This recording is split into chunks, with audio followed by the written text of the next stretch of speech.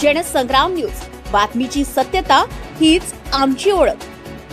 पाणी फाउंडेशन स्पर्धेमध्ये नांदगावचा पुढाकार, 200 लिटर दशपर्णी अर्क तयार। पाणी फाउंडेशनच्या फार्मर कप स्पर्धेमध्ये नांदगाव येथील जागृती कापूस उत्पादक गटानं सेंद्रिय शेतीकडे एक महत्त्वाचं पाऊल टाकले आहे। शेतकरी शीतल सतीश ठाकरे यांच्या शेतात तब्बल 200 लिटर दशपर्णी अर्क तयार करण्यात आले। कापसावरील विविध किडींवर नियंत्रण मिळवण्यासाठी उपयुक्त मानले जाणारे या दशपर्णी अर्कासाठी सीताफळ, निंबू, करंजी, एरंडी, गुळ, वेल, रुई यांसारख्या विविध वनस्पतींचा पाला करण्यात येते। तसेच गायचे शेण आणि गोमूत्र मिसळून 200 लिटर पाण्यात हा अर्क तयार करण्यात आला।